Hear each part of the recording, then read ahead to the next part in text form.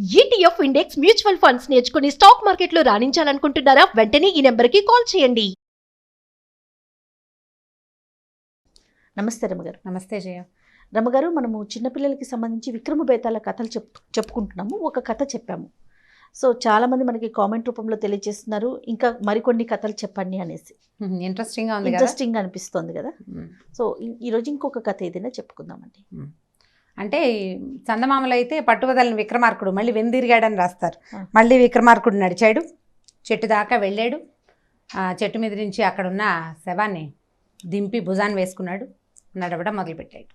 మళ్ళీ చెట్టు మీద నుంచి ఈ శవం వెనకాలే, అంటే అతని మృతదేహాన్ని ఆశ్రయించుకుని ఉన్న బేతాళుడు ఈ రాజుగారికి, రాజా నీకు మార్గాధ్యాస తెలియకనంటే నువ్వు నడుస్తున్నావు, నడిచేటప్పుడు బోర్ కొట్టకుండా ఏదో ఒకటి చెప్పాలి.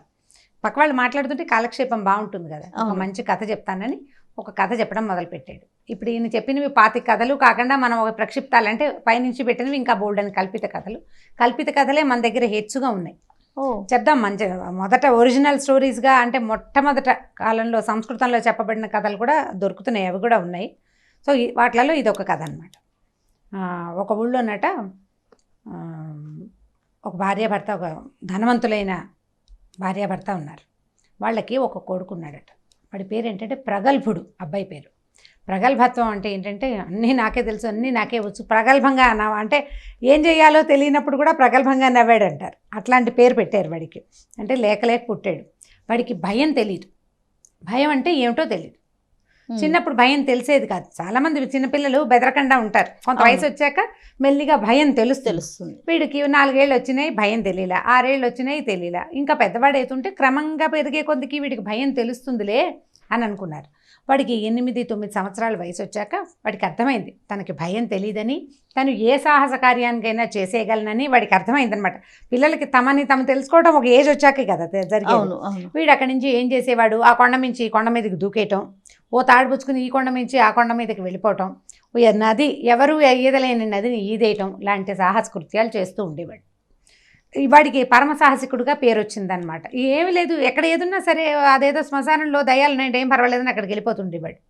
దాంతో వాడికి ఆ వచ్చిన పేరు వల్ల ఉత్సాహం వస్తుంది కదా, అట్లా చాలా సాహస కార్యాలు చేస్తూ ఉండేవాడు. కొన్నాళ్ళ తర్వాత వాడికి ఏమనిపించిందంటే, ఈ చిన్న ఊరు, ఈ కాస్త ప్లేసు, ఈ తెలిసిన మొహాలు అందరూ తెలుసు, ఇలా కాకుండా నేను ఎవరో తెలియని వాళ్ళకు కూడా నా సాహస కార్యాలను చూపించాలి. ప్రపంచంలో ఇంకా ఎన్ని వింతలు విడ్డూరాలు ఉన్నాయో, సాహసోపేతమైన కార్యాలు ఎన్ని ఉన్నాయో అవన్నీ చూసేయాలనిపించింది వాడికి. అనిపించేసరికల్లా వాళ్ళ అమ్మా నాన్నని వాళ్ళని పర్మిషన్ అడిగాడు, నేను ఊరు వెళ్తాను. అంటే మన దేశాటనకి వెళ్ళడం అనేది అసలు పాత కథల్లో ఎంత ఎక్కువగా కనపడుతుందో దేశాటనకి వెళ్ళటం. దేశాటనకి బయలుదేరాడు. అతనితో పాటు ఒక నౌకర్ని పంపించారు. వాడు సామాన్లు మోయటానికి, జస్ట్ సాయం, తోడు కాదు, సహాయానికి, పనులు చేసి పెట్టడానికి, కాస్త ఎక్కడైనా అడవిలో ఆగారనుకో వంట చేసి పెట్టడానికి, నీళ్లు తెచ్చిపెట్టడానికి అట్లా పనికుంటాడని ఒక కుర్రాడినే ఇతనికి తోడిచ్చి గుర్రము అవి ఏవో ఇచ్చి పంపించారు. సామాన్లు తెచ్చుకున్నాడు, బోల్డ్ డబ్బులు ఉన్నాయి, డబ్బులు తెచ్చుకున్నాడు. ఇక వెళ్ళే దారిలో వాడు ఎన్ని రకాల సాహస కృత్యాలు చేశాడు. అసలు అది అన్నీ ఇన్ని లెక్కలేదన్నమాట.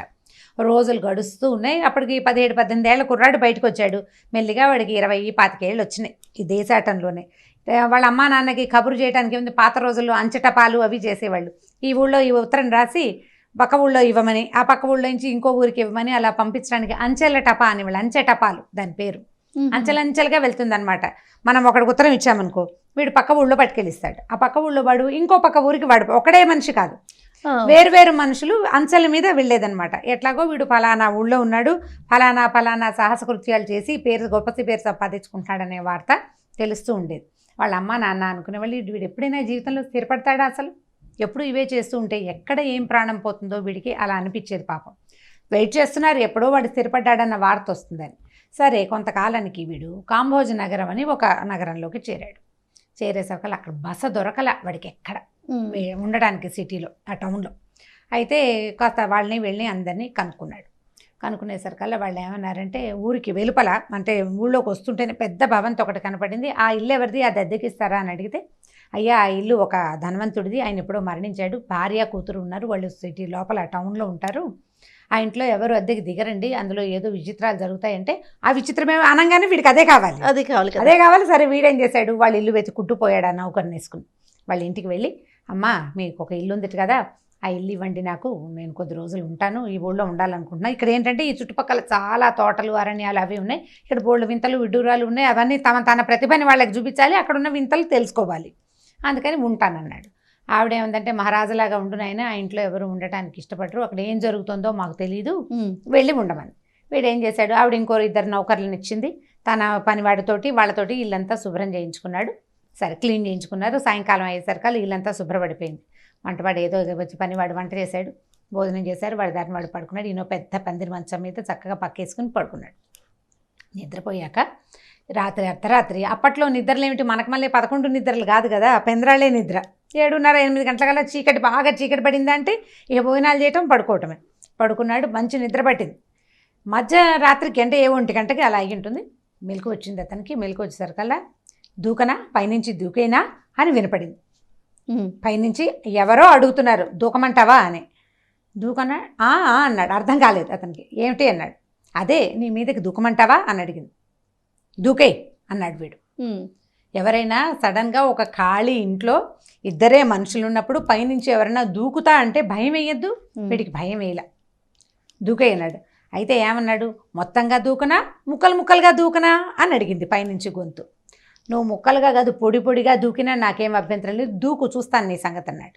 అనేసరికి ఒక 5 నిమిషాల్లో ముందో తలబడింది ఇతని మీద, తర్వాత ఒక ఆలు, ఓ చెయ్యి, ఓ మండే ఉంది, 5-6 ముక్కలుగా శరీర భాగాలన్నీ వీడి మీద పడ్డాయి. ఓకే. పడేసరికల్లా చూశాడు, వేరే మనిషి శరీర భాగాలు కనపడ్డాయి. మంచం దిగాడు. దిగి ఇలా ముక్కలు ముక్కలుగా పడి భయపడటం ఏమిటి, మొత్తంగా నీ రూపం ఏమిటో చూపించు నాకు, చూస్తాను నేను నీ సంగతి అన్నాడు. భయస్థుడు కాదు వాడు, ధైర్యస్తుడు కదా, సాహసోపేతమైన ప్రయత్నాలు చేయగలిగేవాడు. అంత ధైర్యం వాడికి. నుంచో, నువ్వు ఎలా ఉన్నావో అసలు నాకు కనపడి, ఈ ముక్కలేమిటి నీ సంగతి ఏమిటి అనేసరికల్లా, సరే ఆ ముక్కలన్నీ వీడు చూస్తుండగానే అట్లా అట్లా అట్లా అట్లా దగ్గరకు వచ్చి ఒక శరీరం రూపం, ఆ దాల్చిన రూపం దీనంగా బుర్ర వాల్చి, ఓపిక లేదు ఆ శరీరానికి, ఉషోమని ఉందన్నమాట, అసలు దానికి శక్తే లేదు. లేక ఒక మగవాడు అతను తలకాయ వాల్చుకుని ఏమన్నాడంటే, నాయన నువ్వు భలే ధైర్యస్తుడు, పోయి ఎంతమందినో అడిగాను, ఒక్కడు సమాధానం చెప్పలే, పుంజాలు తెంపుకుని పారిపోయారు వచ్చిన వాళ్ళంతా అని. ఏం చెప్పాడంటే, ఈ ఇల్లు నాదే, ఈ ఇంటి ఓనర్ని నేను ఒక దొంగతనం చేశాను ఒక ఇంట్లో, చేసి తర్వాత నేను బాగా ధనవంతుడిని అయ్యాను. నేను చేసిన దొంగతనం వల్ల ఒక ఇంట్లో చేశాడు చౌర్యంతో, తర్వాత నేను నా దొంగతనాన్ని దాచేసుకున్నా. నేను ఇంత గొప్పవాడిని అయిపోయి బాగా సంపాదించాను, నా భార్య కూతురు దగ్గర కూడా బోల్డు డబ్బులు ఉన్నాయి. నేను ఎవరికై దగ్గర ఇంట్లో నుంచి అయితే దొంగతనం చేశానో వాళ్ళు దరిద్రులైపోయారు, ఆ పాపం నన్ను పట్టి పీడిస్తోంది, దాంతో నేను ఇలా పిశాచి రూపం దాల్చి ఇక్కడ ఉండిపోయాను. ఆ డబ్బులతో కట్టిన ఇల్లు అవటంతో ఈ ఇంట్లోకి ఎవడు వచ్చి అన్నం తిన్నవాడు లేడు, నువ్వే మొదటిసారి అన్నం తిన్నావు చాలా కాలం తర్వాత ఇక్కడ, కాబట్టి నాకు ఏదైనా చెయ్యి, నా భార్యకి ఇట్లా నేను ఒకళ్ళ దగ్గర దొంగతనం చేశానని, వాళ్ళకి నేను దొంగతనం చేసిన డబ్బు మొత్తాన్ని అప్పచెప్పమని చెప్తావా, చెబితేనే నాకు ఈ పిశాచి రూపు పోతుంది, ఈ ఇంటికి పట్టిన శాపం వదులుతుంది అని అడిగాడు. అడిగేసరికల్లా సరే ఇతను ఏమన్నాడు, నీ దారి నువ్వు, నేను ఏర్పాటు చేస్తానులే అన్నాడు. మర్నాడు తెల్లవారంగానే ఏదో పొద్దుటి పనులు చేసుకున్నాడు, చెక్కమని వాళ్ళ ఇంటికి వెళ్ళాడు. వెళ్ళేసరికల్లా ఆవిడేమనుకుంది, ఈవిడి తలుపు కొట్టి ముందు రోజు ఇల్లు తీసుకునేవాడు మర్నాడు పొద్దున రాగానే తాళాలు ఇచ్చి మీ ఇంట్లో నేను ఉండను అని చెప్తాడు అనుకుంది. అనుకునేసరికల్లా వీడన్నాడు, అమ్మ వాకిట్లో కాదు ఇంట్లో కదండి, మీకు ఒక మాట చెప్తానని. లోపలికి వెళ్ళాక ఆ ఇంట్లో మీ భర్త ఉన్నాడు, అతను ప్రేత రూపంలో ఉన్నాడు, ఇలా ముక్కలు ముక్కలుగా నా మీద పడ్డాడు, నాకు చెప్పాడు ఈ కథ, ఫలానా వాళ్ళ ఇంట్లో దొంగతనం చేశానంటే, అయ్యో అవునయ్యా వాళ్ళు చాలా పేదవాళ్ళు అని చెప్పింది. ఆ పేదరికం మీ వల్లే వచ్చింది, మీ భర్తే వాళ్ళ ఇంట్లో దొంగతనం చేశాడమ్మా, కాబట్టి వాళ్ళకి ఆ డబ్బు ఇస్తే తనకు ఆ పిశాచి రూపం వదులుతుందని అతను చెప్పమన్నాడు నీకు, నీ భర్త ఫలానా బట్టలు వేసుకున్నాడు, ఫలానా రకంగా ఉన్నాడు అని ఆవిడకి నమ్మకంగా చెప్పాడు. చెప్పేసరికల్లా ఆవిడ చాలా సంతోషించి, చాలా మంచివాడు భయ్యా, నువ్వు ఎంత మంచి మాట చెప్పావని ముందేం చేసింది, కూతురిని నిద్రలేపి కథ అంతా చెప్పింది. అక్కడి నుంచి చెరుకు సంచి మోసుకుంటూ వెళ్ళి వాళ్ళ ఇంటికి వెళ్ళి, ఎప్పుడో మా ఆయన ఒక ఉత్తరం రాసి మా ఇంట్లో పెట్టాడు, మీకు ఇవ్వాలనుకున్నానని, అది ఇప్పుడు దొరికింది మా పాత ఇంట్లో, మరేం చేస్తారు, ఆయన ప్రేతంగా ఉన్నాడు, దొంగతనం చేశాడు, ఇలాంటివి చెప్పలేరు కదా, నిజాలు చెప్పలేకపోతారు, కానీ ఒక ఉత్తరం దొరికిందమ్మా, ఇదిగోండి ఈ డబ్బు అని చెప్పేసి వాళ్ళు ఎంత పోగొట్టుకున్నారో దానికి ఇబ్బడి ముబ్బడిగా డబ్బు వేసి వాళ్ళకి అప్పచెప్పేశారు కల్లా జనాలకే తెలిసిందట, ఆ ఇంట్లో ఒక కళ వచ్చింది. అంతకుముందు పాడుకొట్లాడుతూ ఉండే ఆ ఇల్లు సడన్గా కళావంతంగా అయిపోయి వెళ్ళిపోయాడు అనమాట వాడు, అందులో ఇచ్చి కళకళలాడుతూ అయిపోయింది. అక్కడి నుంచి ఈవిడేం చేసింది, ఆ ఇల్లు మళ్ళీ సున్నాలు వేయించి చక్కగా బాగు చేయించుకుని, ఆ ఇంట్లోకి వెళ్ళిపోతాను నాయన అని, నువ్వు చాలా మంచివాడివి, చాలా సాహసవంతమైన ఒక విషయం చెప్పావు నువ్వు నాకు. అంటే ఇప్పుడు కనపడుతోంది కదా, ఇంత ధైర్య పరాక్రమాలు ఉన్నాయి నాయన నీకు, మా అమ్మాయిని ఇచ్చి పెళ్లి చేస్తాను, ఆ ఊరు ఈ ఊరు తిరక్కు, మా దగ్గరే ఉండమని అడిగింది. అడిగేసరికల్లా వీడు ఏం చెప్పాడంటే, నాకు ఆసక్తి లేదు, ఇంకా ఆ భయం అనే పదార్థం ఏంటో తెలుసుకోవాలి నేను, దానికోసమే వెతుకుతున్నాను, నీకు ఎక్కడ భయం వేయటం లేదు నాకు, అదేమైనా తెలుసుకున్న తర్వాత అప్పుడు మీ దగ్గరకు వస్తాను అని చెప్పాడు. అప్పుడు చూద్దామన్నాడు. సరే ఏదో 2 పూటలు వాళ్ళతో ఉన్నాడు, చక్కగా వంట చేసి పెట్టారు, బాగా చూసుకున్నారు. ఓ రోజు పొద్దున్నే బయలుదేరుతానని చెప్పాడు. ఆ ఇంటి ఆవిడ కూతురు ఏం చేసింది, అంత పంజరంలో 2 పావురాలు ఉన్నాయి అమ్మాయి దగ్గర, పెంపుడు పావురాలు. నువ్వు ఒక్కడివే వెళ్తావు, నీతో పాటు ఉంటాయని ఆ పావురాలు ఉన్న జత, అంటే ఇతను తోడనమాట, అతనితో పాటు వెళ్ళడానికి ఆ పావురాలున్న పంజరాన్ని అతని చేతిలో పెట్టింది ఒక గిఫ్ట్ లాగా. సరే ఈ కుర్రాడు ఏం చేశాడు, పనివాడితో సహా సామాన్లు పుచ్చుకొని ఈ పావురాల పంజరాన్ని కూడా పట్టుకుని పోయారు. వెళ్ళారు కొద్ది రోజులు తిరిగిన తర్వాత ఈ పనివాడు అన్నాడు, బాబు ఎందుకంటే ఈ పావురాలని ఇట్లా పట్టుకెళ్తున్నాం మనం, అవి బయటికి వెళ్ళడానికి ఎంత తహతహలాడిపోతున్నాయో చూడండి, వదిలేయి, ఏముంది అమ్మాయి ఇచ్చింది, ఏదో తెచ్చాము, ఏ అడవులను వదిలేస్తే వాటి దారిన బతుకుతాయి కదా అన్నాడు. సరే ఏం చేశాడు, అలాగే చేద్దామని ఆ పంజరాన్ని ఇట్లా చేత్తో పుచ్చుకున్నాడు, అది తీసాడు. తలుపు తీసేసరికల్లా ఈ 2 పక్షులు బయటకు వచ్చినాయి ఒక్కసారి. అప్పటిదాకా చిన్న కేజీలో ఉన్నాయి కదా, రెక్కలు అల్లార్చి పరిగెత్తడానికి ప్రాక్టీస్ పోయింది వాటికి. ఈ కిందకి బయటకు వచ్చిన పక్షులు 2 ఇలా పైకి లేచి రెక్కల్ని టపటపలాడించినాయి అన్నమాట. ఒక్కసారి టపటపలాడించేసరికి వాటికేసే చూస్తున్న ఈ కుర్రాడు అని ఉలిక్కిపడ్డాడు. ఒక్కసారి దడొచ్చేసింది, భయం వేసేసింది వాడికి. వాడు ఏనాడు ఆ శబ్దాన్ని వినలా. భయం అంటే ఏంటో అతనికి తెలిసిపోయింది. దడుచుకున్నాడు, భయం వేసిందనమాట. ఒక్క క్షణం భయం వేసేసరికి ఈ పావురాలను వదిలిపెట్టేశాడు. ఒరే మనం వెనక్కి వెళ్ళిపోదాం పదరా కాంభోజ నగరానికి అని చెప్పి కాంభోజ నగరం వెళ్ళి నేను మీ అమ్మాయిని పెళ్లి చేసుకుని స్థిరపడిపోయాడు. వాళ్ళ అమ్మకి నాన్నకి ఉత్తరం రాసి పంపించాడు, ఫలానా వాళ్ళ పిల్లని పెళ్లి చేసుకున్నాను, మన జాతి వాళ్ళే, వాళ్ళు వ్యాపారస్తులే, వీళ్ళు వ్యాపారస్తులే, ఇగో ఫలానా రండని ఉత్తరం రాశాడు. అమ్మ నాన్న సంతోషించారు. కథ కంచికి. ఇప్పుడు భేతాళుడు అడిగాడు. ఎన్నో సాహస కార్యాలు చేశాడు ప్రగల్భుడు. ఒక మనిషి ప్రేతం ముక్కలుగా తన మీద శరీరం పడినా భయపడలా. అతి సాత్వికమైన సౌమ్యమైన పావురాల శబ్దానికి ఎందుకు భయపడ్డాడు? సమాధానం తెలిసి చెప్పకపోయావా నీ తల పగిలిపోతుంది. సమాధానం తెలిస్తే చెప్పాలి అని అడిగాడు. విక్రమార్కుడు ఏం చెప్పాడంటే దీనికి సమాధానం, ఎంత సాహసికైనా భయం తెలీదు అని అనుకోవటం పొరపాటు. మహాపరాక్రమశాలి అయిన వాడికి కూడా పిల్లంటే భయం ఉండొచ్చు.